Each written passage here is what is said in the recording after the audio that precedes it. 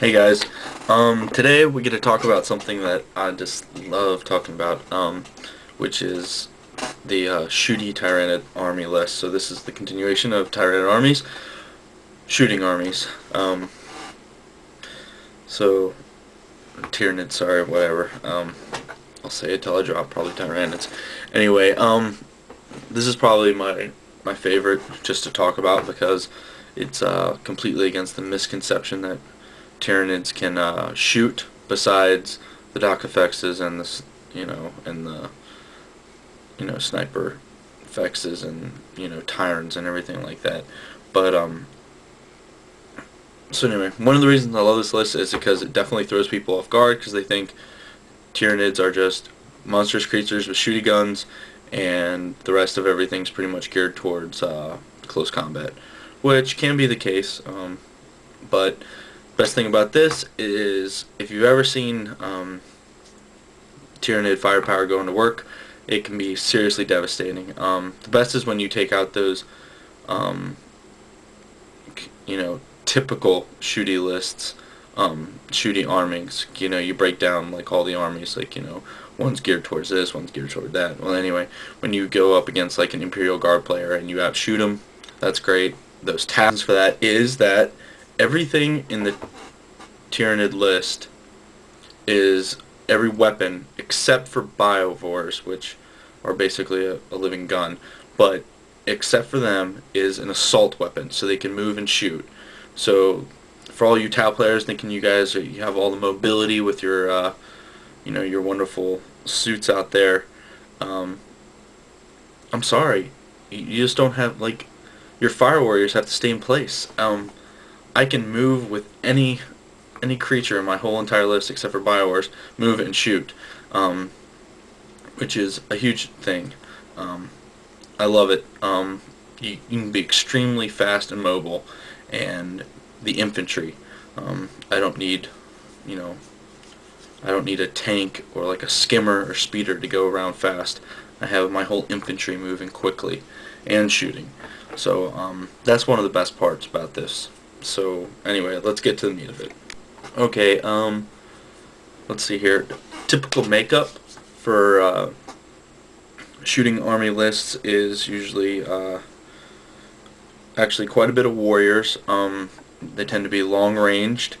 Usually, they can be devour armed, and but they're pretty much devour or death spitter. Usually, you go for a little bit more volume in these type of lists, so you don't really twin link the devours or the twin link death spitters, just because you want more models on the table, because you are creating a shooty list, so you want more shots, not necessarily more effective shots, if you guys get my drift. So in that list, death spitters tend to be the best option just because it has long range. Warriors are sort of a conundrum. People argue about what they're doing, but really I think their fire support and they happen to have signups, so they help you out where you need helping. They're not going to do it by themselves. So that's pretty much like the warrior layout I would pick, is death spitters with either siphoning talons or rending, depending on what role you really want them to fill. But anyway, so you always take a hive tyrant, typically probably a Daka tyrant with wings, to keep the shooty tyrant, the shooting thing in, which is devastating in its own right, popping out pretty much 12 shots, reroll to hit, reroll the wounds, which is devastating. Well, trust me, something's gonna fall in that squad, whatever it hits, even when it's short range, but it makes up for that. And some people take some type of usually a walking tyrant, doing some form of either another Daka tyrant, two twin link devourers, or they'll maybe put like a long range, like a barbed strangler for round one, and then twin link devourers, that combo. Or there are, I guess, sniper tyrants, but they're I don't know, I'm not even going to get into that right now. Anyway, so you have that. You put out maybe a couple Carnifexes, maybe one or two. You have a bunch of Gaunts. Usually, you want the range for this, so you take the Devil Gaunts, which are Toxin Sants and Devourers, and then you can take Ravengers with Devourers, which are devastating, you know, as like support, because they also have Rending, so they can fill that close combat fill in. You can take Biovores, even though they're pretty much, you know, they're a fun choice. They're not so much tabletop, you know, elite, you know, choice. But Zoanthropes are definitely a big thing with Warp Blast. Those help with Synapse if you want to take that, or even Catalyst if you happen to get into close combat. But great thing about that, let's see here, I need to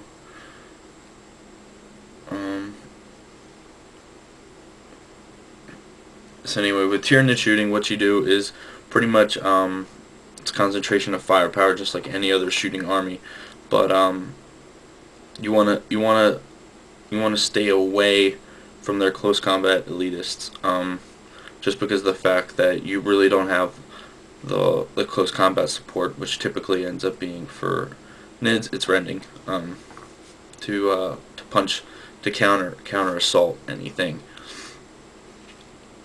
And big thing about Shooty lists is you want to keep a nice core. You want to keep a lot of models close to yourselves, but you want to have your larger monstrous creatures pretty much take the brunt of the assaults. Like, you want your walking tyrant with tyrant guard to take the assault. Maybe he won't even get assaulted. Maybe they'll hopefully pass the horror test, which usually never happens. But so you can shoot him next for him and then charge him if you really want to. But you sort of want that, or you want a Zoanthrope push, which is basically you line up Zoanthropes as far close power, and then your Gaunt's pretty much like in between them and everything, and then they go up, so you have Synapse there and helping them, and so you really want to have a good core to the army, taking out those long-range tanks and big infantry killers, the tank ones, first with your long-range stuff, maybe with your sniper effects or something else, and then what you want to do is use your Gaunts to really take out the light infantry, just piecemeal it, and then that hard infantry is just, you know, it's going to be a problem because you don't really have any specialists, but you should have maybe one Ravager or two, or, you know, your monstrous creatures there to help out, you know, being close support for whatever it assaults.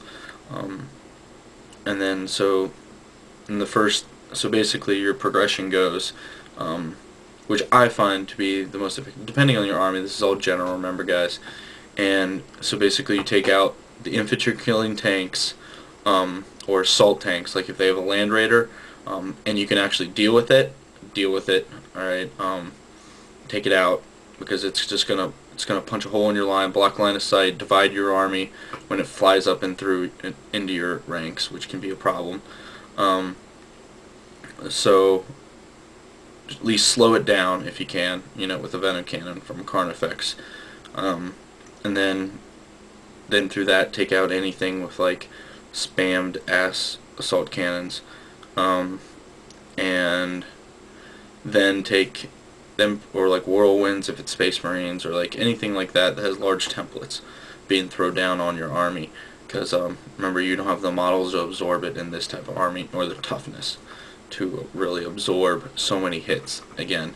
So you got to make sure you take out that, and then you take out, you know, the infantry that's going to tie you up, alright, and then you really need to just pray that you have done your job up to then, and then take out the combat guys. Hopefully they make a mistake and you can take advantage of it, shooting at them. You can blow them apart before they hit you. But remember that your weaponry is assault Okay, so that means you can move back 6 inches and shoot if you have the range longer than they can move.